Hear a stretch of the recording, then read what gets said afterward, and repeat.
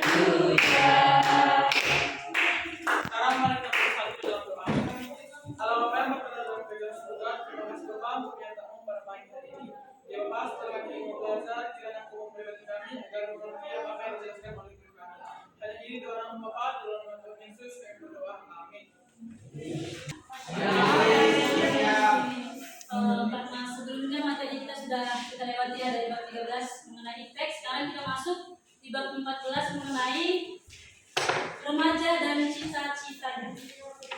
Siapa itu remaja? Kami. Usia berapa remaja? 16.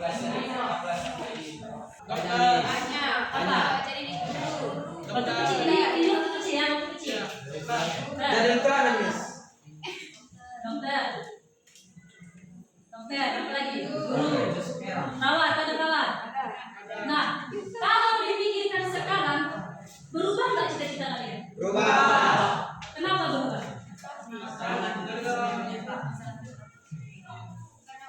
Karena bertambahnya umur. Bertambahnya umur. Ya betul, karena bertambahnya pengetahuan, bertambahnya umur. Yang tadinya waktu kecil kalian ini, aku ingin jadi dokter, aku ingin jadi pramugari, aku ingin jadi guru. Nah, ketika kalian duduk di SMA, itu semua tidak sesuai yang kalian bilang waktu kecil. Pasti ada perubahan. Nah, itu kata-kata pengantar untuk materi kita ini. Nah, selanjutnya kita masuk dalam uraian materi. Arti sebuah cita-cita. Di situ ada dikatakan dalam ayat kitab Yeremia 29 ayat 11. Sebab aku ingin mengetahui rancangan-rancangan apa yang ada padamu mengenai kamu. Demikianlah firman Tuhan, yaitu rancangan damai sejahtera dan bukan rancangan kecelakaan, untuk memberikan kepada hari depan yang penuh harapan.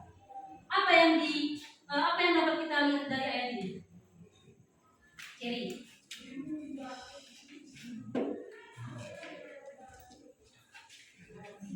Sebab aku ingin mengetahui rancangan-rancangan apa yang ada pada aku mengenai kamu, kata Tuhan Yesus.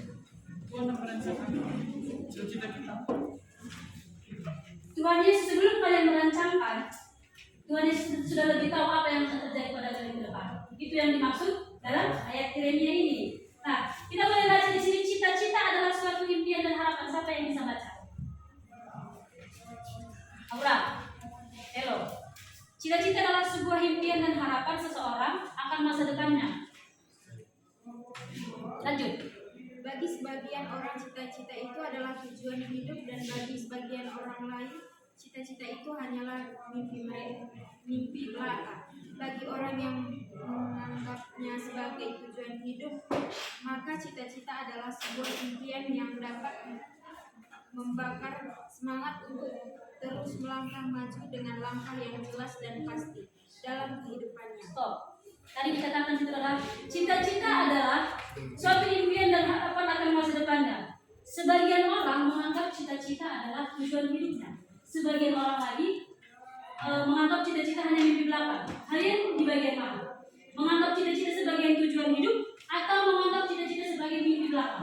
Tujuan hidup. Kalau kita sekarang, apa cita-cita kalian? Usaha Ambang. Psikolog. Psikopat. Perawat. Nah, untuk menggapai cita-cita tadi apa yang kalian lakukan? Bermimpi. Usaha. Ada usaha, kerja keras. Seperti kalian sekarang ini harus belajar.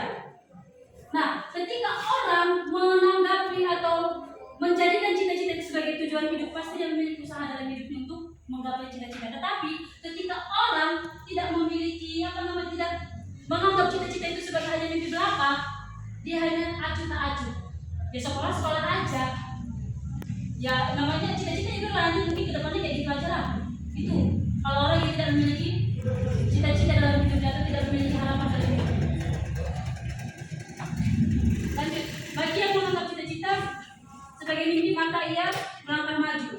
Seperti yang saya katakan tadi, ketika memiliki tujuan hidup, menganggap cita-cita sebagai tujuan hidup, pasti dia akan berusaha. Jadi, lanjut, manusia tanpa cita-cita. Manusia tanpa cita-cita dan harapan ibarat air yang mengalir dari pegunungan menuju dataran rendah, mengikuti kemana saja alur sungai membawanya. Manusia tanpa cita-cita dan harapan bagaikan seseorang yang sedang tersesat, yang berjalan tanpa tujuan yang jelas sehingga ia bahkan dapat lebih jauh tersesat. Ya, cita-cita adalah sebuah rancangan bangun kehidupan seseorang. Manusia tanpa cita-cita dan harapan bagaikan seorang yang sedang tersesat. Bagaikan apa tadi bilang, air yang mengalir. Kalau lurus saja, mengikuti arus air itu saja, tidak tahu di mana ujungnya. Itulah orang yang tidak memiliki cita-cita sebagai tujuan hidup. Lanjut, fenomena seseorang tanpa cita-cita. Fenomena seseorang tanpa cita-cita bisa dengan mudah kita temui. Cobalah tanyakan kepada beberapa orang siswa SMA atau SMK yang baru lulus, di manakah mereka akan melanjutkan studi mereka, atau apakah yang mereka lakukan setelah mereka lulus. Mungkin sebagian dari mereka menjawab tidak tahu, menjawab dengan ragu, atau menjawab mereka akan memilih satu jurusan favorit di perguruan tinggi atau PTN atau swasta tertentu. Apakah jurusan favorit tersebut mereka pilih karena memang sesuai dengan potensi dan minat mereka? Apakah peluang-peluang yang mereka raih karena berkuliah di jurusan kedua atau bahkan asal pilih? Jika demikian, langkah yang terjadi selanjutnya adalah di saat perkuliahan sudah berlangsung, beberapa dari mereka merasa jurusan yang dipilihnya tidak sesuai dengan apa yang dibayangkan atau tidak sesuai dengan kemampuannya. Boleh jadi setelah itu ia akan mengikuti lagi ujian di tahun depan atau malas-malasan kuliah. Hal ini sungguh suatu pemborosan terhadap waktu, biaya, dan tenaga. Nah, di sini dikatakan mengenai kelas kalian sudah tamat. Bisa kalian tanyakan kepada mereka untuk menambah pengalaman kalian. Sebenarnya apa tujuan mereka setelah tamat dari sekolah ini? Apakah mereka meneruskan cita-cita mereka yang mereka inginkan tadi, atau hanya berdiam diri di rumah? Yang diminta di sini itu kalian bisa sharing dengan kakak kelas kalian sudah tamat sekarang ini. Bisa tanya, kak, gimana sih? Apakah kakak melanjut ke sih tamat dari sekolah melanjut ke PTN lain, atau hanya berdiam diri saja di rumah? Bisa kalian tanyakan kepada kakak kelas yang sudah tamat. Nah, itu mengenai arti sebuah cita-cita. Tadi dibilang arti sebuah cita-cita itu pasti akan terwujud ketika dia memiliki tujuan hidup, menjadi tujuan hidup. Ketika dia menjadikan cita-cita itu menjadi tujuan hidup. Ada yang perlu dipertanyakan dari materi ini? Mereka. Bagaimana cara membedakan cita-cita yang benar dan salah menurut Tuhan? Bagaimana Cara membedakan cita-cita yang benar dan salah menurut Tuhan?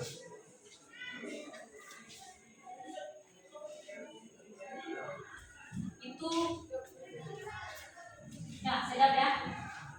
Bagaimana cara membedakan cita-cita yang benar dan salah menurut firman Tuhan?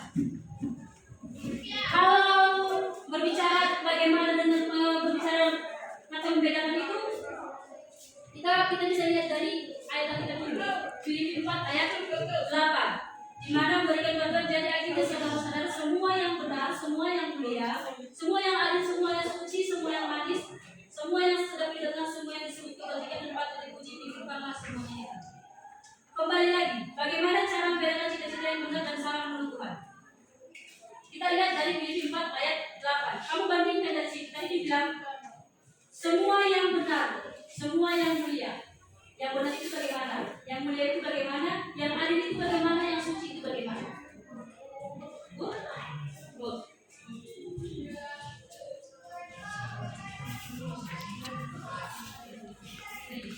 Miss, bagaimana cara kita menentukan cita-cita? Bagaimana menentukan cita-cita itu tergantung dari diri kamu sendiri. Mengenali apa minat kamu sebenarnya, mengenali bakat dan apa yang bisa kamu terapkan dalam pribadi kamu. Bisa begini, kamu memiliki minat atau bakat dalam bidang pelayanan rohani. Kita bisa lihat contohnya ya, contohnya seperti almarhum Rita. Dia memiliki bakat dan talenta dalam bidang pelayanan, WL, worship leader. Nah, misalnya seperti itu. Dia menggunakan talentanya itu sekaligus pekerjaannya, sekaligus untuk melayani Tuhan. Itu tadi. Bagaimana jadi? Bagaimana caranya kalian menentukan cita-cita kalian itu dengan minat kalian dulu? Apakah kalian sudah tahu bakat kalian di mana, minat kalian di mana? Ada lagi pertanyaan? Sains. Ya. Yes, misal gini, kalau mimpi kita ketinggian apa nih? Nah, jika cita-cita kalian merasa terlalu tinggi, penting untuk memecahkan menjadi tujuan-tujuan kecil yang lebih realistis yang dapat tercapai. Misalnya nih, ketinggian, kamu bilang, tapi saya rasa tidak ada mimpi yang ketinggian. Tidak ada mimpi ketinggian, kan ketika kita mau berusaha pasti mimpi itu tercapai. Walaupun tidak pernah sesuai dengan jalur yang kita mau misalnya, tetapi bapak tercapai. Tidak ada mimpi yang ketinggian. Misal kalau itu tidak tercapai, ya kamu gunakan dulu dari hal kecil dulu. Kita mempelajari bagaimana kalau bisa untuk menggapai cita-cita yang kamu bilang tadi ketinggian. Oke, bagaimana Hendra? Cukup, Miss. Ada lagi yang lain? Hayati. Mengapa cita-cita itu penting? Kalau mengapa cita-cita itu penting? Tadi sudah dijelaskan ya. Kalau orang yang menjadikan cita-cita itu sebagai tujuan hidup pasti itu dianggap penting. Kenapa penting? Karena untuk diri sendiri. Mau jadi apa kamu ke depannya? Menurut kalian, kenapa cita-cita itu? Kenapa kamu tidak mau jadi apa? Pengusaha. Kenapa itu penting bagimu? Salah satu faktornya pasti ingin membagikan uang dua. Pasti ada ya, pasti ada yang berpikir seperti itu. Menurutmu?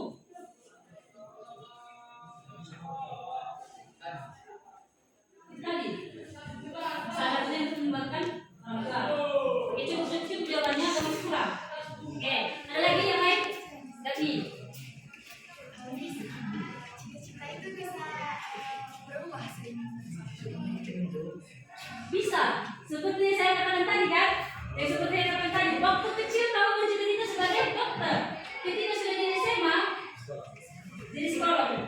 Apa yang bisa berubah? Kenapa yang bisa berubah? Karena kalian semakin hari dari kecil, dari SD, dari SMP, dari SMA pasti bertambah pengetahuan bertambah, pengalaman bertambah. Jadi tidak mungkin kan kalian waktu kecil bilang saya jadi dokter, tapi ketika sudah SMA itu berubah, tidak jadi dokter lagi, pengennya jadi psikolog. Pasti dapat berubah ketika kalian memiliki pengalaman dan pengetahuan yang baru. Oke, cukup. Coba lagi. Jadi, Gimana kita mencapai cita-cita dan apa yang harus kita lakukan? gimana tadi? Bagaimana kalau kita mencapai cita-cita dan apa yang harus kita lakukan? Oke, kembali lagi. Gimana kalau kita gagal untuk meraih mimpi kamu, meraih cita-cita kamu? Jadi kan kegagalan itu menjadi motivasi dalam hidup kamu. Seperti yang dikatakan dalam Roma 8 ayat 28, kita tahu sekarang bahwa Allah turut bekerja dalam segala sesuatu untuk mendatangkan kebaikan bagi mereka yang mengasihi Dia. Jadi kita dari ayat Alkitab ini kita seharusnya sudah tahu bahwasanya Allah itu turut bekerja bagi setiap orang yang mau hidup, mau menghidupkan dia dalam diri kita sendiri. Misalnya gini, kamu hidup dalam kami dalam firman Tuhan begini, kamu memiliki hubungan yang baik dengan Tuhanmu.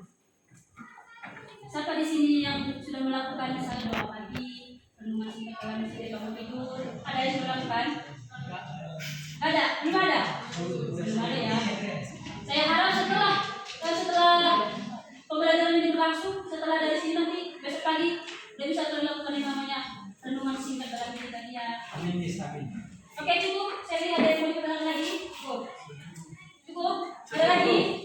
Aduh. Oke. Kalau sudah mengerti dari materi yang pertama, kita masuk dalam materi yang kedua. Motivasi sebagai faktor meraih masa depan. Sebelum kita masuk dalam materi, ada pertanyaan di sini ya. Tuliskan pendapat kamu tentang arti motivasi. Apa itu arti motivasi? Apa yang bisa? Arti motivasi adalah tujuan alasan kita untuk mencapai sesuatu. Tujuan. Motivasi tadi tujuan ya. Yang lain? Mendorong kita untuk maju. Ada lagi?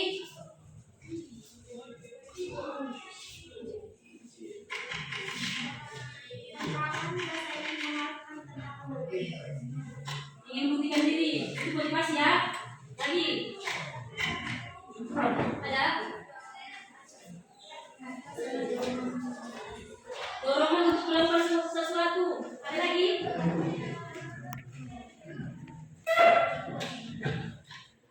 Ada? Cukup? Orang dalam meraih masa depan. Ada yang berpendapat faktor? Kesehatan mental dan fisik. Kesehatan yang baik sangat penting karena memungkinkan seseorang untuk apa namanya motivasi seseorang dalam meraih masa depan. Berarti tadi kesehatan mental juga termasuk mempengaruhi ya. Yang kedua, Tujuan yang jelas, menetapkan tujuan yang spesifik dan realistis dapat membantu seseorang tetap fokus dan termotivasi dalam jangka panjang. tujuan yang jelas. Lagi lain? inspirasi dari kaum idola. Inspirasi itu seperti hal apa ya? Misalnya gini, melihat tokoh idolanya berhasil gitu ya. Jadi ada keinginan untuk meniru inspirasi tadi dari idolanya tadi. Nah, yang lain ada? Jadi memberikan bimbingan dan dorongan. Itu seperti halnya kalau sebuah nasihat, motivasi dan nasihat gitu ya. Yang lain? Sana nggak ada? Ada?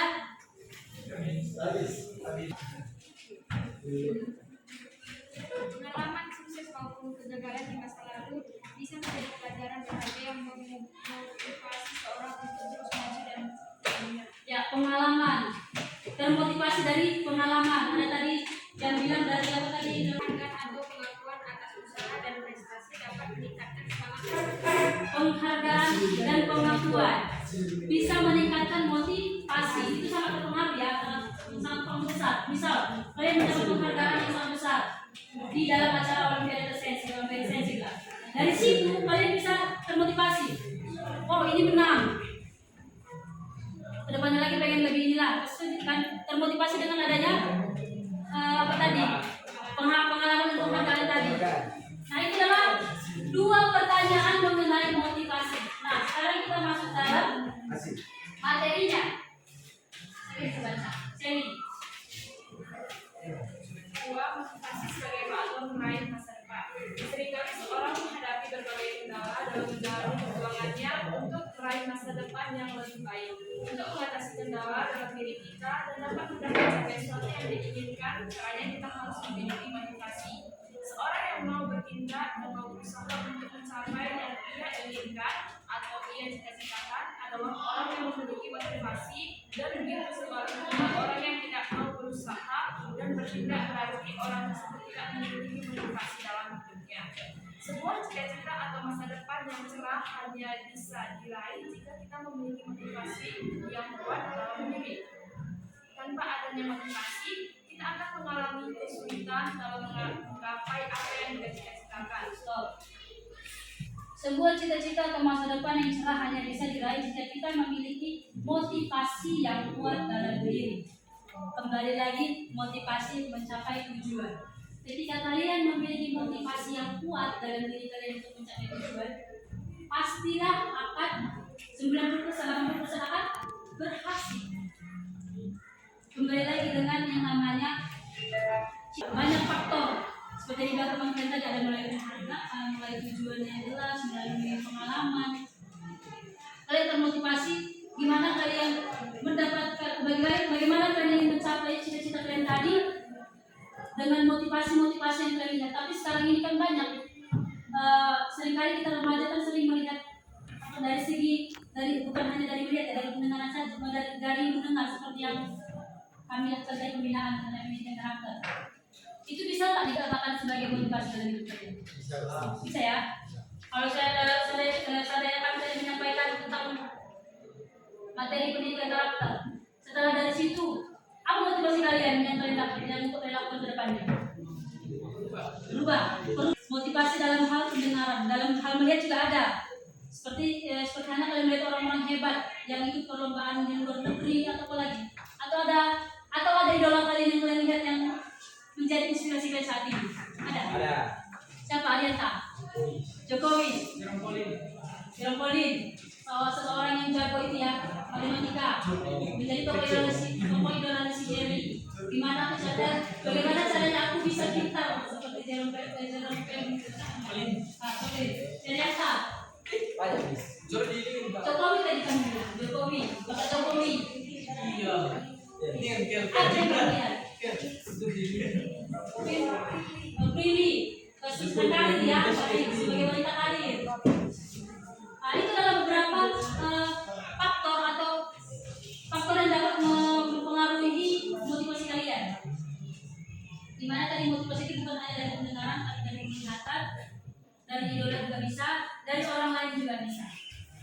Cukup dimengerti? Cukup? Ada yang ingin dipertanyakan dari faktor? Cukup?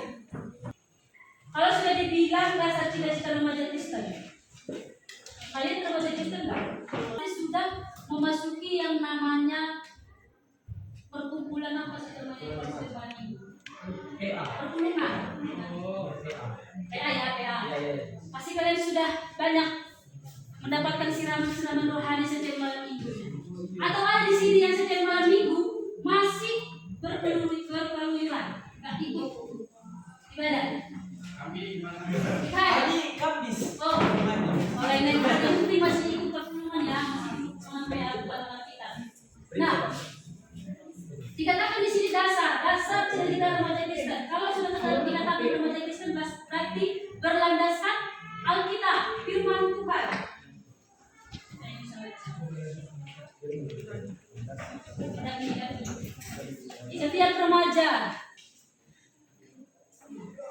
Setiap remaja pasti punya cita-cita, bukan? Mereka mau cita-citanya kelak akan menjadi kenyataan. Apakah rahasia sederhananya agar cita-cita kita menjadi kenyataan? Apakah itu usaha? Apakah itu belajar? Ya, semua jawaban benar. Nah, sebagai remaja Kristen, kamu perlu mengajarkan cita-cita dan harapan pada kebenaran firman Tuhan. Sebagai remaja Kristen, Tuhan adalah landasan iman percayanya. Selanjutnya, ada satu syarat agar semua cita-cita remaja Kristen dapat berhasil kelak 10 atau 20 tahun yang akan datang. Syarat itu tertulis dalam Mazmur 1 ayat 2a, yang kesukaannya adalah lawan Tuhan dan merenungkannya siang dan malam. Ayat ini mengajarkan bahwa agar cita-cita remaja tercapai pada waktu hari nanti, remaja perlu mencintai firman Tuhan. Remaja Kristen harus dibekali dengan mutiara-mutiara kehidupan sebagai landasan utama dalam mengambil keputusan. Cintailah firman Tuhan, maka kamu akan mencapai cita-cita dan harapan. Tentunya cita-cita dan harapan yang berkenan bagi Depan sebagai remaja Kristen untuk menggapai cita-citanya bisa dilihat dari Mazmur 1 ayat 2 ayat. Itu mengenai tetapi yang kesukaannya ialah Taurat Tuhan. Ketika sudah hidup di dalam firman Tuhan, sudah berlandaskan firman Tuhan, yakinlah 99,9%. Memang hasil, tapi bukan berarti tidak memiliki rintangan. Memang ada, sekalipun dia profesor, ketika ingin menggapai atau mengeluarkan penemuan baru, pasti ada tantangan yang dihadapi. Apalagi kita sekarang ini manusia biasa ini. Profesor aja masih itu ya, masih ada menjadi tantangan. Bagaimana dengan kita yang manusia biasa di dalam belum profesor masih? Jadi pasti untuk meraih cita-cita tadi ada tantangan yang dihadapi, ada rintangan yang dihadapi. Tetapi apa yang dikatakan di sini berlandaskan firman Tuhan. Tetap berpegang teguh pada firman Tuhan. Libatkan Tuhan dalam setiap dalam kitab Mazmur 1 ayat 3b dikatakan bahwa apa saja yang diperbuatnya berhasil. Artinya, cita-cita kita sebagai remaja Kristen akan berhasil jika berdasarkan firman Tuhan atau bersumber dari Tuhan sendiri. Yang harus dilakukan remaja sekarang untuk menggapai masa depan yang lebih baik adalah dengan menentukan cita-citanya yang sesuai dengan firman dan kehendak Tuhan. Kemudian, imani dan yakini berlandaskan firman Tuhan tersebut bahwa cita-cita dan harapannya akan berhasil sesuai dengan janji Tuhan. Oke, kita baca dari Mazmur 1 ayat 1 sampai 3. Apa dikatakan di situ?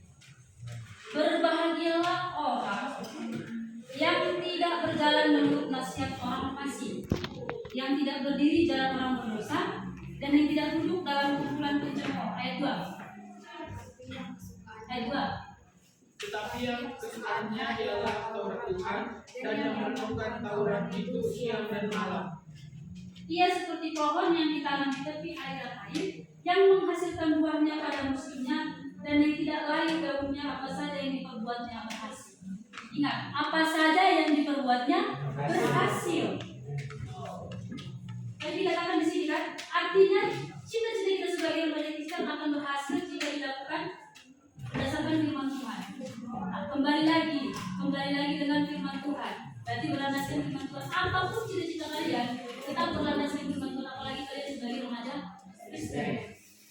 Karena kalian kan remaja menuju dewasa, yang nantinya akan meninggalkan sekolah, yang nantinya akan menentukan masa depan masing-masing.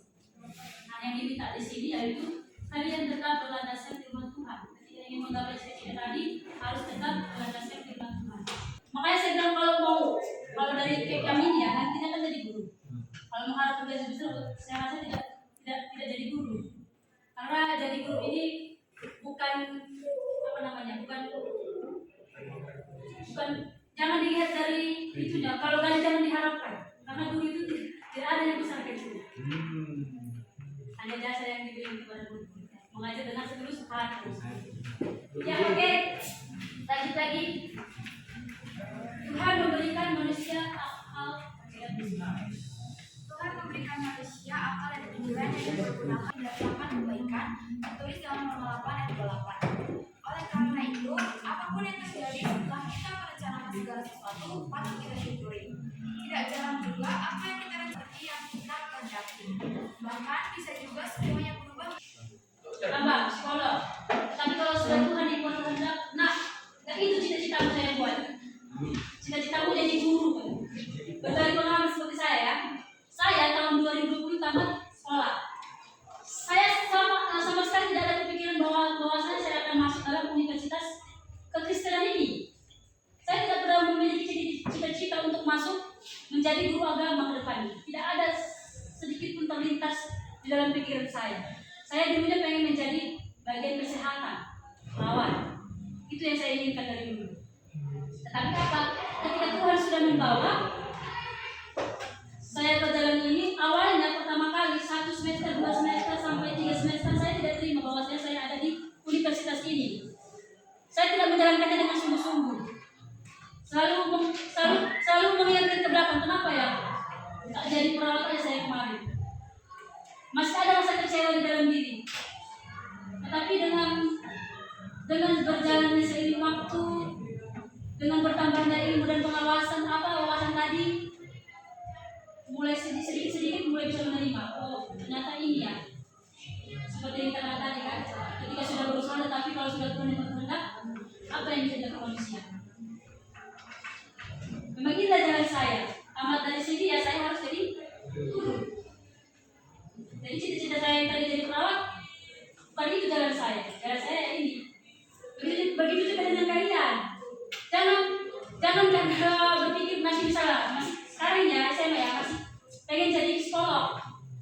Tetapi pas nanti udah tamat dari sini mau menentukan tujuan masing-masing, ternyata bukan psikolog. Jangan kecewa, bisa kecewa tapi jangan berlarut, jangan marah.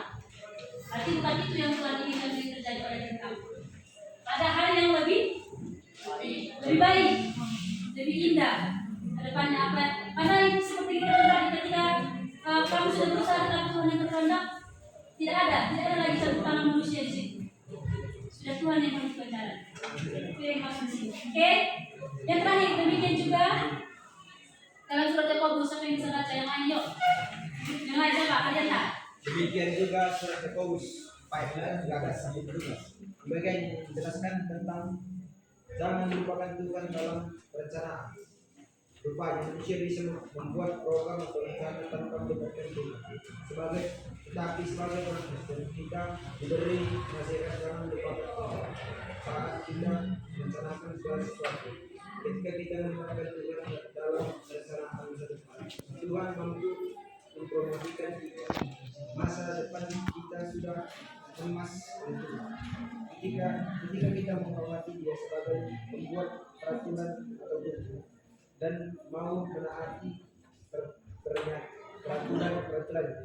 apa yang belum pernah kita sediakan, Tuhan sudah sediakan. Oke. Demikian juga dalam surat Yakobus 4 ayat 13 sampai 17. Jangan melupakan Tuhan dalam merencanakanmu. Artinya kembali lagi tetap libatkan Tuhan. Itu yang diminta di sini dalam kitab Yakobus ini tadi. Tetap libatkan Tuhan. Masa depan itu sudah dikemas oleh Tuhan. Seperti yang kita tadi kan, kamu bersedia sebagai tapi kalau sudah diperintahkan mana bisa kamu berubah seperti halnya dengan kematian. Tidak ada yang bisa tahu hal itu bakal kapan terjadi dalam diri kita kan? Nah itu yang dimaksud dalam materi yang terakhir ini. Oke, ada yang perlu dipertanyakan atau sudah cukup? Siapa? Siapa di luar?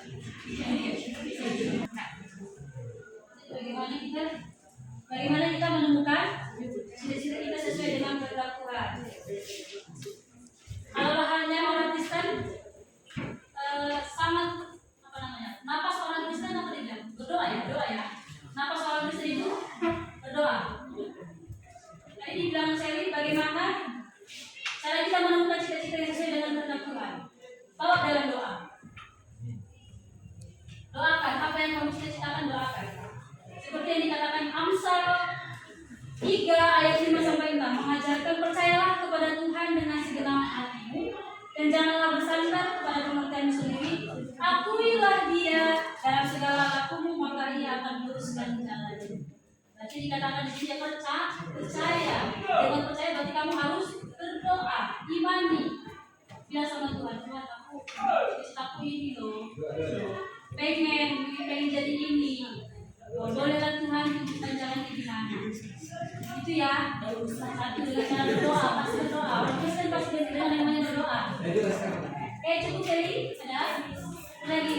Jadi Apa yang harus dilakukan? kurang mendukung dengan hal itu. Jadi data masih jadi memberikan pengertian. Ini bahwa ada memang setiap pekerjaan itu ada risikonya, Mak. Diberikan pengertian terhadap orang tua. Seperti yang dikatakan di Efesus 6 ayat 1. Taatilah orang tuamu, jangan melawan. Ayo, jadi cukup. Iya. Siapa namanya?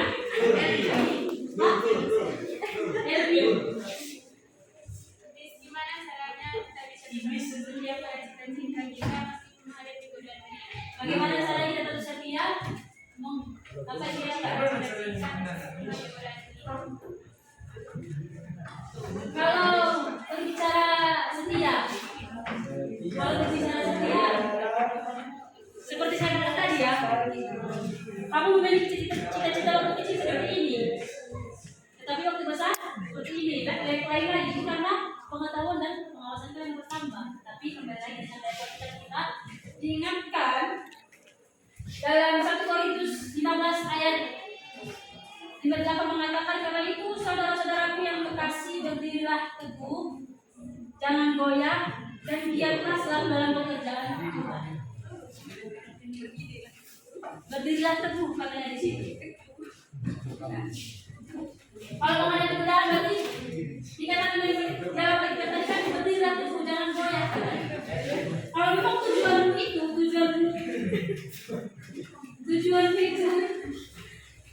cita-cita itu menjadikan menjadi tujuan, jangan goyah.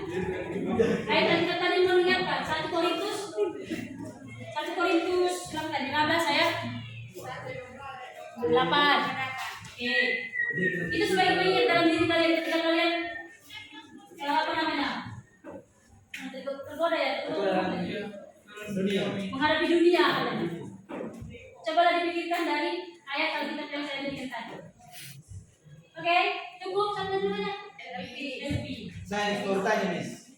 Apa Aku lagi? dulu. Aku dulu. Bantuin aja kan masih rantah.